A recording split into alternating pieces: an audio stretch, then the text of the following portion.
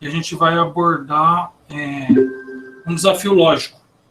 E eu gosto muito de lógica, tá? Sempre fui fã. E esses desafios, eles fazem a gente exercitar esse potencial de lógica, certo? E por isso que eu acho que todo mundo deve gostar dessa aula, tá? Ao mesmo tempo, peço para vocês participarem o máximo possível, como sempre, porque o conteúdo dessa aula já vai cair na atividade que vai valer a nota na aula que vem, tá?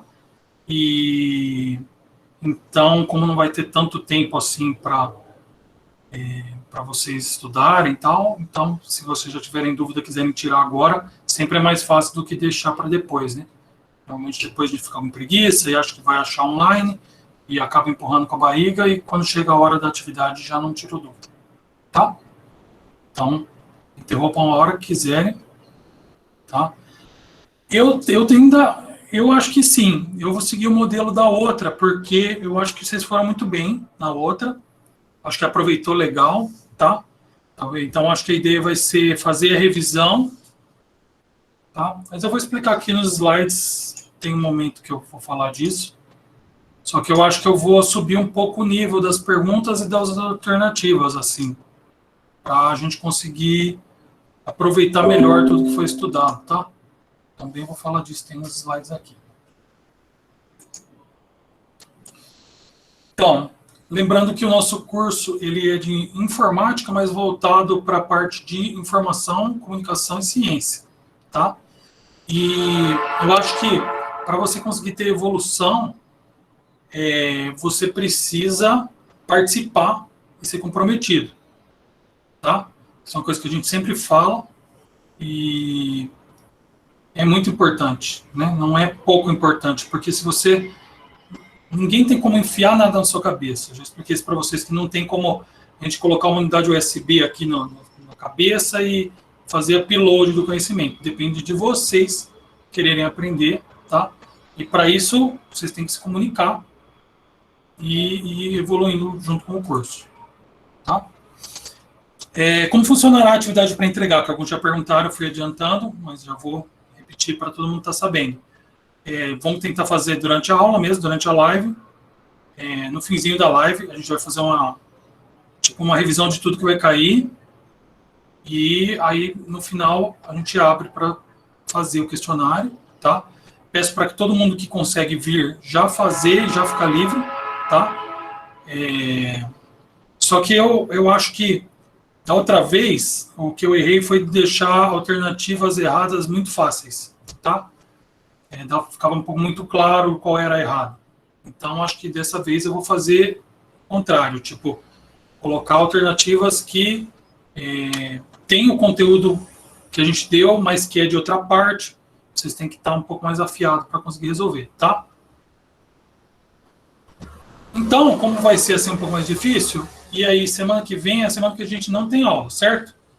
Então, já aproveita para a semana que vem, né, todo esse tempo que vai ter, esses 14 dias até a atividade, para vocês irem se preparando, tá? Tirando dúvida, escreve, certo? Pega tudo que está lá no Classroom, dá uma olhada, tá? Porque tudo que está lá vai cair na prova, não é só o conteúdo do último trimestre, certo?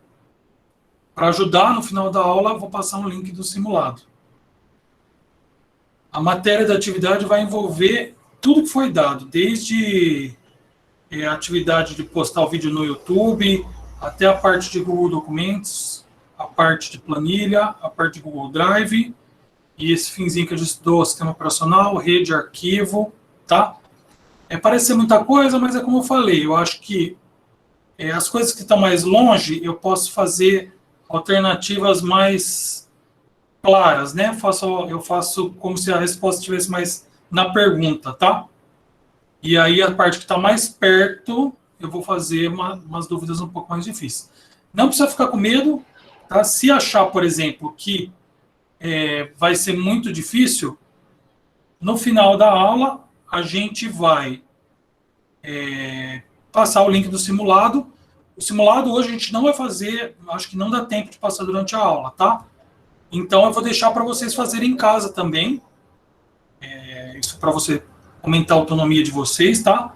E aí, se vocês acharem, por exemplo, nossa, é muita coisa, o simulado estava impossível, aí vocês já pegam e me escrevem no Classroom, que eu posso repensar. Não, simulado nunca vale nota, tá? No máximo vale nota de participação, como tudo que a gente faz vale nota de participação, tá? Mas não vale nota para média, não é uma prova, um trabalho, uma atividade entregue. Serve para treinar. Mas é lógico que quem tem um pouquinho de claridade aí do que tem acontecido, sabe que se você faz o simulado com seriedade, a prova vai ser, né, a atividade para entregar vai ser parecida com o simulado, então você vai bem também na atividade para entregar, certo? Vale nota indiretamente. O simulado é hoje, o simulado eu passo hoje no fim da aula, tá? Não vai, acho que não dá tempo de... Sim, já está nos slides, no fim dos slides. Na outra aula eu vou fazer a revisão e aí eu passo os exercícios para fazer, tá? Deu para entender? Eu acho que quem pegar essas 2 semanas, dá uma olhada rápida nas coisas que já tem facilidade, pega as coisas que tem dificuldade, entre em contato comigo para tirar dúvidas, dá uma estudadinha, olha no Google, procura outros assuntos relacionados para complementar, sim, já vai conseguir tirar a nota máxima, tá? Não tem, assim, muito segredo que tem que fazer, certo? O simulado vai ficar em aberto. O simulado é para vocês, eu não confiro, porque o simulado chega a nota para vocês, né? A resposta de qual estava certo e qual estava errado. É para vocês aprenderem a pegar o resultado do simulado. Se tiver alguma questão que estiver errada, não concorda com as alternativas, não entendeu alguma alternativa, o que vocês têm que fazer? Escrever para mim lá no Classroom, mandar e-mail para mim, tá? Então, por enquanto, a prova vai ser só as 2 atividades, tá? Por enquanto é isso. Se achar que tem necessidade de complementar a nota com uma prova, a gente combina, porque ainda tem tempo no trimestre, tá? Eu queria aproveitar essas aulas depois da atividade para entregar, para a gente fazer questionários com vocês, do que aproveitou melhor, do que vocês gostaram mais, um pouco mais de linguagem de programação e qual linguagem a gente poderia estudar para preparar as outras aulas, tá? Eu acho que a gente está com um pouco de feedback de vocês e daria para usar essas aulas para isso. Mas, por enquanto, vamos preocupar com essa semana, o feriado, e a outra para estudar e fazer atividade. Tudo bem? A atividade eu acho que eu vou fazer entre 10 e 20 questões. Se ficarem questões muito fáceis e rápidas, vai ser até 20. Se eu fizer umas questões mais complexas, 10. Bem parecido com o simulado. Tá? Então vamos ao conteúdo. O conteúdo de hoje, a gente vai começar falando sobre tecnologia, né? A gente já falou bastante sobre isso, mas só para deixar bem claro, porque eu senti que alguns alunos não estão entendendo a importância, tá?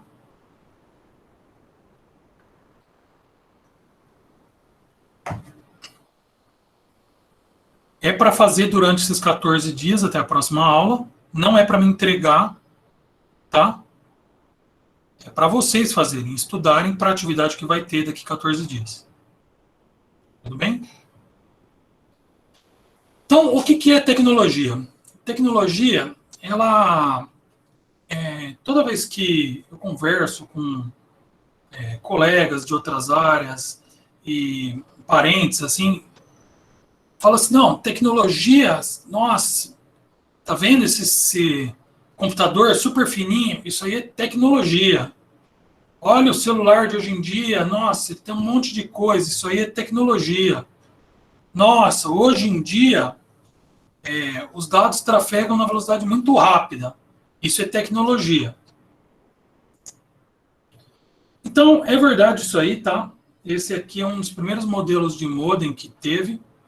Existia também esse mesmo circuito, só que de uma forma interna na placa do computador, tá? Nessa época as placas eram enormes, assim, chegava a ter quase mais de um palmo da minha mão. Minha mão não é muito pequena. E Ele funcionava com 14.400 bits por segundo, né? Essa internet aí era assim, você abria o site e aí você olhava no relógio, esperava 30 segundos, a imagem tinha carregado um pouco borrada, uns 40 segundos, então tinha carregado a imagem, tá? Quase um minuto para carregar uma imagem. Quando a gente pega os modems mais modernos, eles trabalham aí, tem gente que tem internet até mais rápida que isso, tá? Mas para termos de comparação, para ficar mais fácil a conta, eu peguei esse de 100 megabits por segundo, tá? Para quem não sabe, funciona assim. Mega é um prefixo que significa 100 zeros, tá? Então, 100 megabits é 100 vezes 1 milhão, certo? O quilo, para quem não sabe, é o prefixo que é o 1000, né? Então, por exemplo, quantos gramas tem 1 quilograma? 1000 gramas.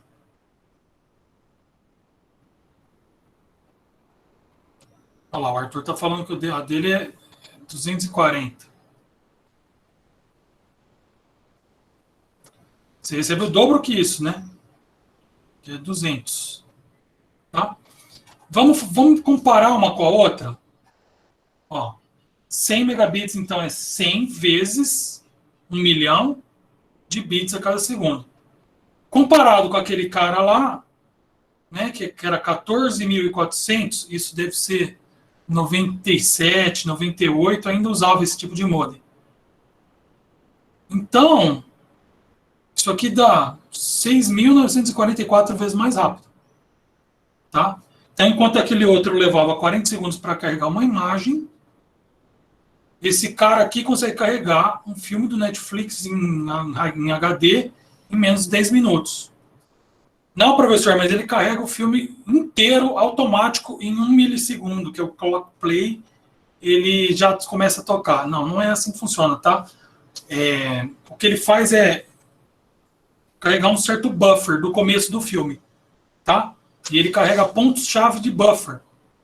Ele carrega pedacinhos do filme para você conseguir pular para partes do filme, tá? Mas o filme completo, ainda assim, é impressionante que ele consiga carregar o filme completo em HD em 10 minutos. Por quê? Porque você leva 2 horas lá para assistir um filme, em 10 minutos ele está inteiro já carregado no buffer. O YouTube também trabalha com buffer, só que o YouTube, para evitar que o pessoal chupinhe o conteúdo, né, com software pirata, ele limita o buffer. E o Netflix ele tem um algoritmo de buffer próprio, de distribuição de broadcast, porque tem muita gente assistindo o mesmo programa, né? Então ele tenta ser inteligente, tá? Isso, é a barrinha vermelha. No Netflix ele não deixa você ver o que ele já carregou, né?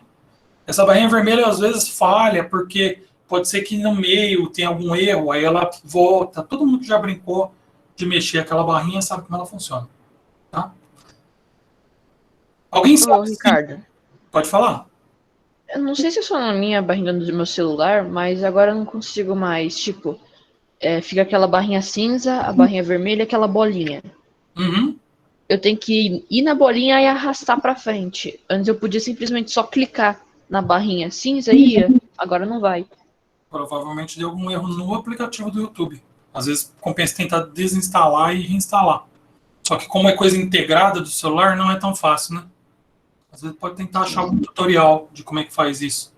Eu sei que alguns programas da Google você não consegue desinstalar. Então, o meu YouTube não é um dos que eu testei, tá? Pode tentar fazer isso. Bom, tá errado falar que existe algo que tem 1 megagrama de massa? Tem alguma coisa que tem mais de megagrama? Alguma coisa que tem 1 megagrama? Alguém sabe responder isso?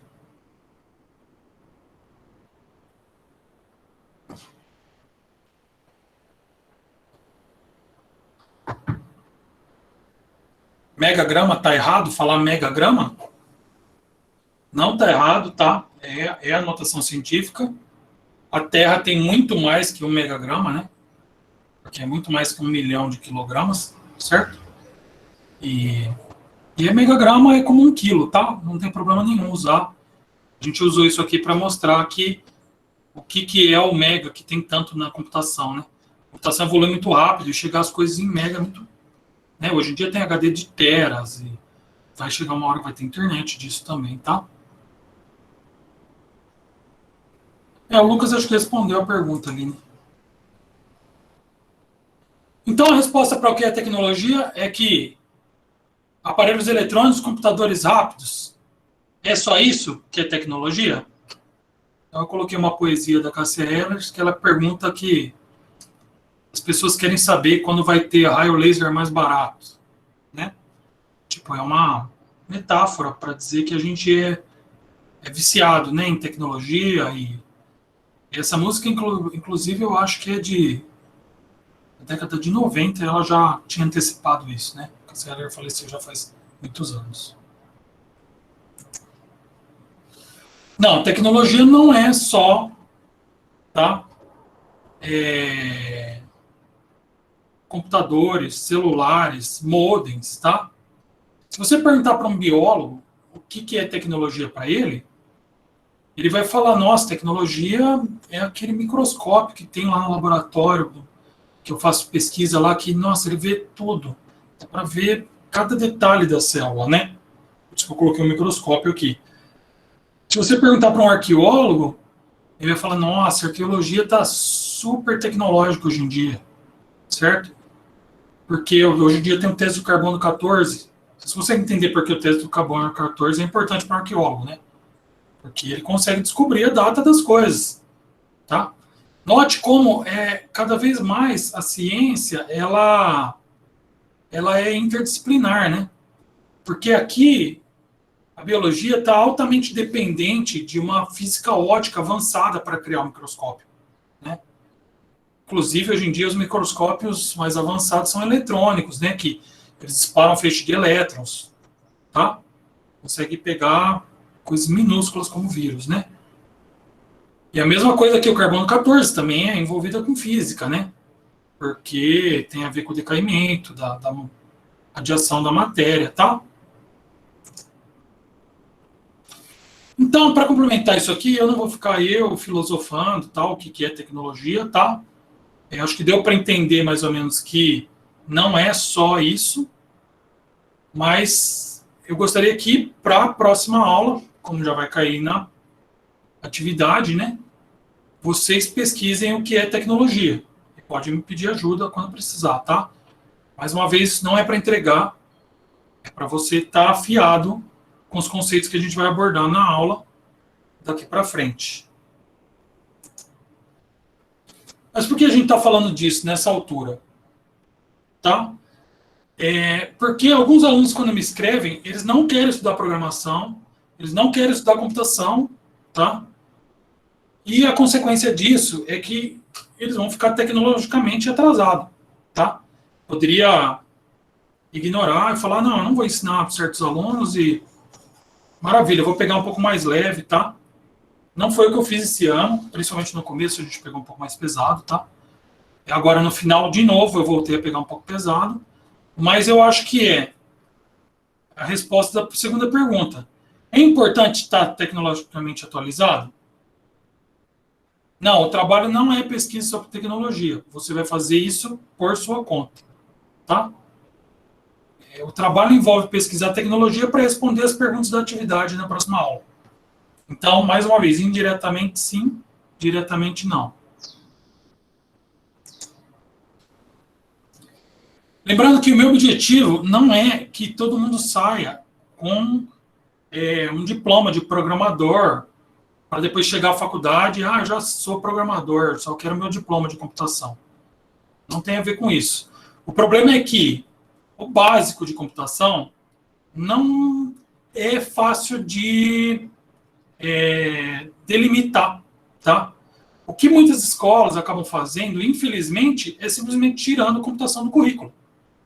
Já que não sabemos o que dá, a gente não dá, tá? Então a gente está meio que aprendendo fazendo, tá? O que é o básico. Só que assim, de qualquer jeito, eu acho que a gente consegue ir um pouco além do que a gente conseguiu ir esse ano, tá? Até porque isso eu expliquei milhões de vezes para vocês, eu acho que vai ser importante para o futuro de vocês. Eu acho que vai ser difícil uma profissão que o cara não sabe programar nada, não vai usar nada de programação, nada de computação, nada de ciência da informação. Então, tá? A gente vai ter que se esforçar para me dizer quando estiver dando medo a matéria, para mudar a abordagem, tá? Então, vencer esse medo. Vencer a preguiça, porque a preguiça, quando ela bate, até dói, né? A gente, nossa senhora, aprender isso está até doendo na minha cabeça. Principalmente quando é uma coisa muito difícil e nova, né? Eu coloquei a preguiça, já que a Lívia perguntou, porque é um dos bichos que eu mais gosto. Acho ele lindo. E é uma boa metáfora para a preguiça que a gente sente, né? A gente quer fazer tudo muito devagar, mas eu gosto de não passar o limite e ir muito rápido, mas ao mesmo tempo acho que a gente não pode também andar como um bicho preguiça, né? Essa parte da aula agora, a gente vai abordar a história da ciência, tá? História da ciência, de todas as áreas científicas, ela, incrivelmente, eu acho que é a que mais tem referência incorreta, tá? Então, muitas vezes você vai pegar textos de livros muito bons e eles vão estar incorretos, certo? O exemplo clássico eu coloquei aqui história entre parênteses, porque eu acho que história não é uma palavra que tem em todos os dicionários, ela não é uma palavra formal, né? Eu acho que se usa história com i, tanto para a história verídica, comprovada, estudada, quanto para histórias inventadas, tá? Mas existem dicionários que contam com a história com i, como se fossem as histórias inventadas, as não verdadeiras, né? Vamos dizer assim. E vocês já pegaram um material que tem a pipa da eletricidade do Franklin?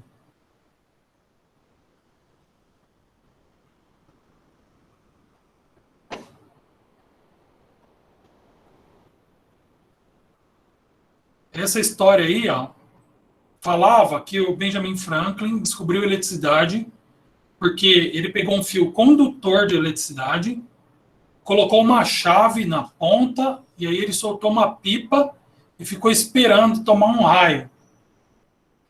Eu já encontrei essa história em livros didáticos assim considerados os melhores da área de ciência, tá?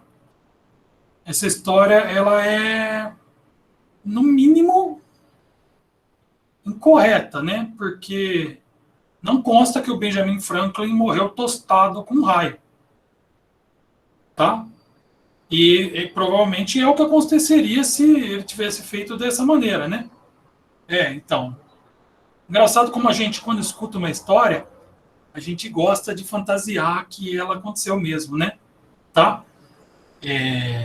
Eu não sei se teria como, na época dele também, construir um fio de um material condutor super fino, né? A eletricidade, fio de cobre fininho que a gente tem hoje em dia, não tinha nas fábricas, né? Era tá? Outra coisa, claro que você poderia pensar que ele passou algum material que era condutor e usou a linha tradicional de tecido. Não sei, tá?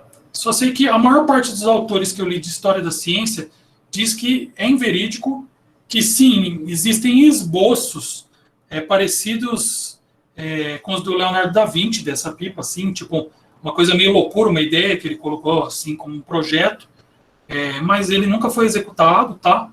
Não foi um experimento que foi registrado, não existem diários disso, não existem troca de cartas entre ciências, que é uma coisa que seria muito comum na época, né? Ainda mais o próprio Franklin, que era um cara envolvido com política e cientistas. Tá? O Benjamin Franklin era um cara diferenciado nesse sentido. Ele ajudou a escrever a Constituição dos Estados Unidos e tal, e ao mesmo tempo ele também trocava cartas com a comunidade científica, e não tem nada disso com essa história da pipa. Então, provavelmente, essa história aí é uma mentira, né? A gente tem outros exemplos, tá? Em livros e tal, só que o que eu fiz para tentar abordar esse cara que a gente vai abordar, é fazer uma pesquisa ainda mais ampla para tentar deixar a história o mais real possível, tá? Já tinha lido muito sobre ele, sei que o roteiro é baseado num livro que é autobiográfico dele, então também o filme ele é muito bom em relação a isso, tá? Então a gente vai falar desse cara agora. Então, no começo do século passado, 1912, na capital da Inglaterra, nasceu Alan Turing, tá? Eu achei essa foto, é curioso que não fala quem é ele. Eu não sou tão bom em fisionomia, mas eu imagino que pelos dentes é o cara aqui da esquerda. Certo? Era tudo pessoal, os ingleses tudo meio parecidos, né? Pessoal que tem um lábio bem fino, assim, um pouco orelhudo, né? Mas, enfim, a gente vai ver outras fotos dele aí, vocês podem até dar a opinião de vocês, tá? O pai dele chamava Julius Turing, e o avô materno trazia uma grande estrutura, não é a foto do avô ali, tá? Mas porque não tinha máquina fotográfica na época do avô dele, mas a família dele era envolvida com o ICS. Na época, a Inglaterra havia estabelecido colônia com a Índia, tá? Isso gerou uma série de problemas econômicos para a Inglaterra, gerou uma série de problemas políticos e administrativos com a Índia. A Índia é um país muito populoso, né? E por diversidades, assim, a Índia ela tinha um território muito vasto, muita gente morando, colônia da Inglaterra na Índia. Mesmo assim, ficaram mais de 50 anos, pelo que eu li, tá? E eles mantiveram serviços governamentais do exército envolvidos em dominação da Índia, em colonização da Índia, em dominar o comércio da Índia com os outros países. Não era tão fácil também fazer isso, tá? Então, era uma família relativamente influente e relativamente rica, tá? Só que não era da alta sociedade, a família do Turing. Eram trabalhadores com alta patente, assim, vamos dizer, né? Porque um engenheiro de estrada de ferro estava em alta no mundo, né? Todo mundo comprava a tecnologia da Inglaterra, e o pai trabalhando com a ICS, né? Familiares que tinham nos Países Baixos, que é a Holanda e os outros países ali do lado, tinha comércio. Então Londres é uma cidade que viveu muito de comércio, né? Tem essa parte de navegação desenvolvida, e a família dele tinha essas vantagens, vamos dizer assim, tá? O Turing, ele cresceu considerado um menino prodígio, certo? E ele morava no centro da Inglaterra, e aí ele ganhou uma bolsa na Sherborne School. Só que a Sherborne School não fica dentro do centro de Londres. Ficava a 100 quilômetros de onde ele morava. Aí a gente já começa a ver umas características próprias da personalidade do Turing. Ele recebeu a carta que ele teria essa possibilidade de estudar na escola. E era uma escola da elite, bem mais alta que a dele. E no dia que ele iria começar, ele já ficou sabendo de antemão que haveria greve dos trens, estava tendo greve dos trens no dia. Então ele percorreu 100 quilômetros de bicicleta aos 13 anos para chegar na primeira aula. Essa aqui são imagens da Sherborne School.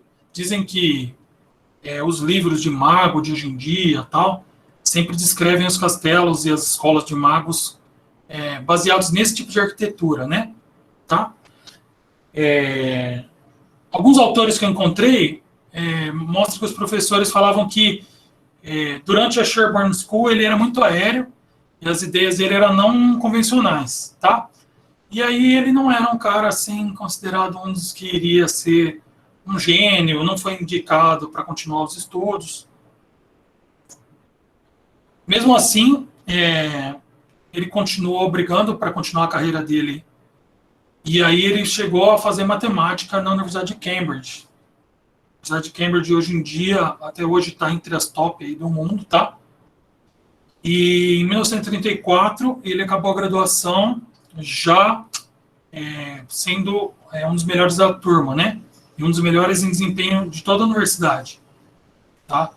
Ou seja, ele já tinha encontrado durante a graduação o que ele gostava e o que ele iria estudar, certo?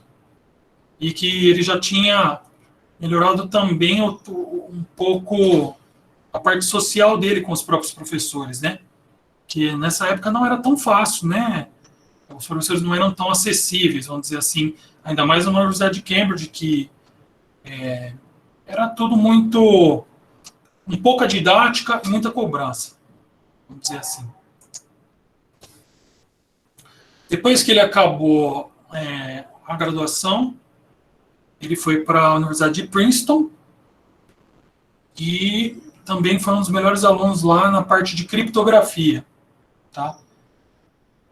Criptografia é uma área da computação que envolve um embaralhamento de dados para que ele não seja fácil de você identificar, tá? Quando ele volta para a Inglaterra, ele começa a trabalhar para o governo em Londres, para esse órgão aí que seria, vamos traduzir aqui, a Escola das Cifras e Códigos na Inglaterra. Depois que estourou a guerra, a Alemanha já estava dominando boa parte do território da Europa, tá? E aí existia uma máquina chamada Enigma, que quem estava contra a Inglaterra sabia que ela existia, porque quem estava contra os alemães, no caso alguns poloneses, se não me engano alguns franceses também conseguiram a máquina, e aí foi levado para esse órgão do Turing, tá? O Turing ele já era um dos chefes da equipe, ele entrou lá como um dos chefes, e mostrou para eles como uma máquina. Ele sabia mais ou menos como funcionava a máquina, tá? E começou a se empenhar para decodificar as mensagens, certo? Só que o que acontecia? Eles interceptavam uma mensagem, olhavam a máquina, levavam aí, vamos dizer, não sei quanto tempo, mas semanas para traduzir uma mensagem. Aí a mensagem era que no outro dia que ele tinha interceptado a mensagem, tal parte do exército atacaria tal área. E aí essa mensagem não servia mais para nada. Consegue entender isso? Tá? Então a Alemanha, mesmo com esse órgão aí tendo a máquina e as mensagens, ela continuava se comunicando sem problemas. Podia até jogar 1000 mensagens, matava 900 dos mensageiros, se 100 chegasse, estava ótimo, porque eles faziam mensagem redundante e a interceptação das mensagens não fazia diferença. Tá? A Alemanha, nesse período aqui, estava ganhando a guerra. A máquina servia para, vou mostrar no próximo slide, acho que vai ficar mais claro, embaralhar as mensagens, certo? A alta patente do exército alemão falava onde queria atacar e precisava mandar isso para um general lá no front, tá? Aí alguém sentava na máquina e encriptava as mensagens, deixava elas assim, ilegíveis, tá? E aí mandava 30 dessa mensagem lá para o general. O exército da França, da Inglaterra, capturava algumas dessas mensagens, mas eles não conseguiam ler. Isso que é interceptar. Tá? Não conseguia ler, porque ela estava cifrada, que chama. Ela estava encriptada. Deu para entender? Sacou? Tá? Então tá aí a mensagem. Tá falando aí, provavelmente, aonde alguém iria atacar, qual seria o alvo, qual seria a estratégia, seria flanquear ou atacar de frente ou pelas costas, quanto, né? Eles eram muito bons nos estratégias, os alemães, tá? E vamos dizer que até esse ponto, quem estava contra a Alemanha era bom para interceptar a mensagem. Só que isso não estava servindo para nada. certo? Até hoje é difícil ter acesso ao material do que aconteceu. Essa é uma das poucas mensagens que eles publicaram, eles deixaram públicas, né? Tudo isso que aconteceu era ligado ao exército, né? Obviamente, existia uma guerra, tinha esse órgão que era governamental, e o trabalho que foi feito, ele até hoje permanece oculto, partes dele que foram registrados. Outra parte foi destruída assim que perceberam que não ia ser mais usado, tinha acabado a guerra, o exército alemão tinha sido destruído, tá? Então eles mesmos destruíram o que eles tinha sido feito para isso não vazar, tá? Então a gente tem um certo registro limitado de estudo, tá? Mais para frente, o órgão dele ficou interceptando mensagens, sofrendo, e não conseguia decriptar e tal. E o Turing era considerado o cara dessa área. Ele manjava muita matemática, muita criptografia, estava com uma equipe muito forte, muito foi investido, e eles chegaram a quê? A essa máquina no final. Ela era chamada Bomb, tá? Essa máquina, ela desencriptava rapidamente as mensagens da Alemanha. Certo? E a Alemanha já estava, tipo, relativamente relaxada com que eles não iriam conseguir fazer isso. Tá? O que acabou acontecendo? Esse órgão tinha muita informação sobre as estratégias de guerra da Alemanha e só eles sabiam disso. Tá? Isso acabou dando uma vantagem absurda para o órgão em que trabalhava Alan Turing, que repassava para os generais do exército inglês resistirem. Tá? Bom, é muito difícil querer dizer, eu já cheguei a ler alguns autores dizendo que essa máquina é que ganhou a guerra. Tá? Isso seria uma bobagem dizer, certo? Porque tinha muita gente resistindo e com a metralhadora na mão, e é lógico que essas pessoas contribuíram muito com o vencimento da guerra. A forma como o exército russo trabalhou, a própria invasão da Rússia, que detonou o exército alemão, certo? A parte em que os Estados Unidos começou a injetar muito dinheiro e exportar muito alimento, tá? Eu não sou professor de história, eu não quero começar a discutir quem que ganhou a Segunda Guerra, mas é muito difícil de negar que o trabalho do Turing foi um trabalho excepcional, excelente. Ele mandou muito bem. Tá? Ele era um cara, assim, ponto muito fora da curva, certo? Ele inventou uma máquina que decriptava mensagens quando não existia nada. Tá? O rotor da máquina que encriptava, ele é bem diferente, bem inferior tecnologicamente do que a máquina que desencripta. Isso tem a ver com a área, tá?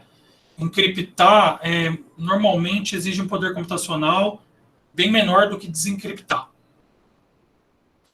Vamos falar algumas coisas interessantes sobre a personalidade e a vida do Turing. O Turing, como no começo, lá aos 13 anos, ele era uma pessoa que pedalava muito, ele gostava muito de bicicleta. E existem relatos que a corrente dele caía muito. Só que ele era aquele tipo de pessoa introspectiva, ele não levou no mecânico para arrumar. Ele acabou decorando o padrão que a bicicleta fazia o barulho quando ia cair a corrente, e ele descia correndo da bicicleta. Então ele tinha um estilo próprio de pedalar, que de repente ele pulava da bicicleta, porque ele sabia que a corrente ia cair. Isso já mostra umas características da cabeça da pessoa, né? Ele chegou a participar de uma maratona e chegou 11 minutos atrás do primeiro lugar. Isso não é pouco, porque na época a maratona era enorme, tá? Dizem que ele corria para liberar o estresse. Dizem que ele prendia a caneca dele com uma corrente porque não queria que os colegas utilizassem a caneca dele. Tá? E que ele falava que ele não gostava dos Estados Unidos. Certo? O engraçado é que ele estudou criptografia com os melhores americanos, né? Ele estudou em Princeton. Princeton fica em Nova Jersey, tá? Ele utilizava aquelas máscaras de gás quando estava pedalando, porque tinha muita alergia, e tinha uma teoria de que isso diminuía a alergia dele. Ele teve trabalhos na área da biologia, então ele era um cara assim interdisciplinar, né? Ele sabia um pouco de bioquímica, sabia matemática, criptografia, tá? E a computação estava nascendo com essa história toda, né? Ele sofreu perseguição por ser homossexual, tá? E isso aconteceu depois de ele ter sido um herói nacional, né? Mas, assim, alguns autores falam que o fato dele ter sido um herói não chegou para os órgãos que perseguiram ele, né? O trabalho ele não era divulgado, era um trabalho de espião, né? Dizem que depois que ele foi preso e condenado, ele teve que sofrer o tratamento de castração química. Isso tem provas, tá? Porque tem o processo. O processo de castração química envolvia tomar vários remédios, começaram a deformar o corpo dele. E aí alguns autores defendem que ele acabou se matando, porque ele foi encontrado químicos na corrente sanguínea. Na época, a autópsia também não era um negócio genial, né, gente? Só que não há provas que ele se matou. Ele mexia com bioquímica no laboratório improvisado na casa dele, né? E pode ter sido envenenado pela própria experiência, tá? Dizem que encontraram no diário dele planos para o dia seguinte. Seria estranho, né? Mas, enfim. Foi um grande erro do governo considerar o homossexualismo crime na época, condenar ele por isso. Pelo que eu li, ele mesmo se entregou que era homossexual porque parece que ele namorou, o namorado dele roubou algumas coisas dele, e ele foi na delegacia denunciar o namorado ou o ex-namorado dele, e aí falou, olha, era meu namorado e tal, e o pessoal falou, nossa, mas é crime ser homossexual, então vamos te prender, né? Então, já está aí uma boa lição de que a gente não deve julgar as pessoas diferentes, tá? Então, as estátuas dele até hoje são idolatradas, né? Ele foi um cara que foi um diferencial, eu adoro a história dele. Então, espero que vocês tenham gostado, tá? Esse é um método de ensino que a gente usa de contar a história para motivar vocês a entender e gostar da área, tá? E aqui a gente fecha a história. E aí eu faço uma pergunta para vocês. Ser tecnologicamente avançado deu uma vantagem para a equipe dele? É óbvio que sim, né? Tá? Pensem na vantagem. Aqui outras perguntas, ó. Essas perguntas é para vocês pensarem na cabeça de vocês. Porque essas perguntas, elas não têm resposta assim, simples, tá? O que acontece quando uma pessoa não acompanha a tecnologia? Existe exclusão digital na nossa sociedade, além de ter a exclusão política, além de ter a exclusão econômica, além de ter a exclusão social? Então, essas perguntas vocês façam a si mesmos, às vezes debatendo com os pais de vocês, tá? Então, de tarefa para casa, o simulado.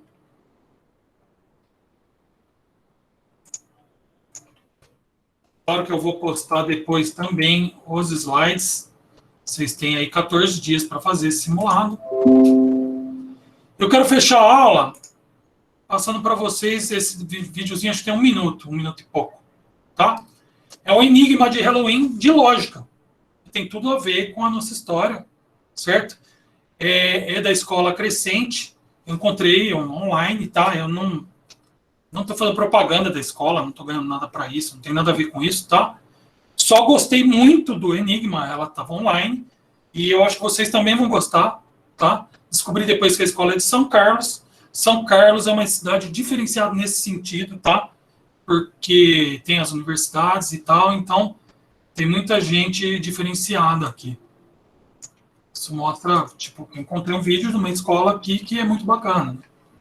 Com pessoas que fizeram aí, USP Federal. Você foi convidado para uma festa de... Você foi convidado para uma festa de Halloween na casa do seu amigo. Felizmente, seu amigo é um cientista brilhante e, infelizmente, ele é maluco.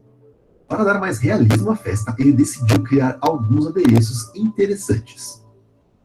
Zumbis. Mas, como era de se esperar, tudo saiu do controle e os zumbis acabaram por escapar e perseguiram vocês. Depois de correr bastante, vocês foram encurralados em uma saída alternativa com uma ponte de qualidade duvidosa como a única alternativa de fuga. Você consegue atravessar a ponte em 1 minuto, mas tem mais 3 pessoas com você. Seu amigo cientista está junto, mas demora 2 minutos para atravessá-la. Outro amigo de vocês machucou a perna e demora 5 minutos para atravessar a ponte. Por fim, vovó também está junto, mas demora 10 minutos para chegar ao outro lado. Felizmente, como os zumbis são muito lerdos, eles ainda vão demorar 17 minutos para chegar até a ponte. Mas não é tão simples assim. Como a ponte está velha demais, apenas 2 pessoas por vez podem atravessar a ponte sem que ela desmorone. Para piorar, está muito escuro e a única fonte de iluminação de vocês é um lampião aceso que quase não ilumina nada, mas é a única maneira de se atravessar a ponte sem pisar em uma madeira podre ou escorregar. E aí, como você conseguirá atravessar todos ao outro lado antes dos zumbis chegarem à ponte? Inscreva-se em nosso canal para ser avisado quando lançarmos o próximo vídeo com a resposta desse enigma. Comentem aí embaixo como vocês acham que é possível resolver esse problema e nada de truques nem milagres, hein? Apenas... Bom, gente, esse é o vídeo, tá? Sim, vou postar o link do simulado, o link do desafio e dos slides também, que tem tudo isso, tá? Lembrando, não colhem nem no desafio, não colhem no simulado, porque vocês estão treinando lógica, tá? E estão treinando para atividade, certo? Se é um cientista louco, você vai na festa. Se você é amigo dele, não importa que ele é louco. A gente sempre põe a amizade na frente da... né? Para quem tiver acesso, tá? Lógico que eu não posso obrigar ninguém a assistir o filme, certo? Assista o filme da história da Máquina Enigma e a história do Alan Turing. Chama O Jogo da Imitação, tá? Quem conhece esse ator aí? Fez um herói famoso. Certo? Ele é muito bom ator, sou muito fã do trabalho dele. Acho que ele conseguiu retratar muito bem o Turing, né? Que era um cara que tinha uma personalidade super forte e diferente, né? E quem assistiu, tem acesso, assista novamente. Mas é um negócio que é opcional, tá? Assim como o desafio. Eu não vou cobrar perguntas do filme na atividade. Sim, vou perguntar coisas que a gente já falou na aula. Tudo bem? Seria para complementar. Certo? Quem quiser, gostou do assunto, pode pesquisar mais online. Eu não tenho como acessar o filme, mas eu gostei.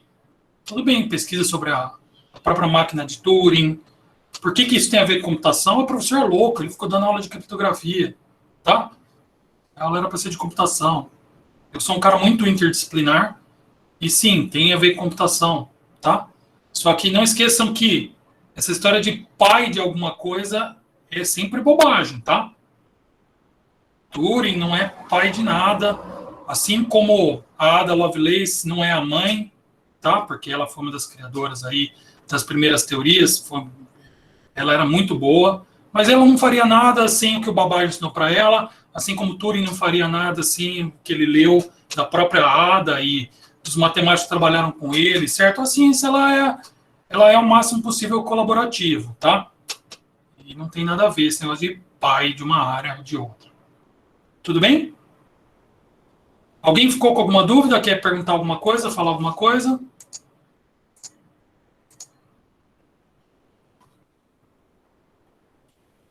O Luiz ficou meio confuso com a atividade. Luiz, a atividade é perguntas na próxima aula.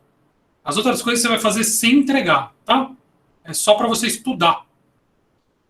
Pode responder ao desafio, responda brincando com os colegas, tá? Tem a resposta já online, não colhe, né? Treine. Aproveite o desafio para treinar a sua capacidade de resolver problemas lógicos. Tudo bem? A mesma coisa simulado, né? Não vai ficar falando para os colegas, ó, qual é a resposta do 1? É um simulado, gente, é para treinar. Tá bom? Mais alguma coisa?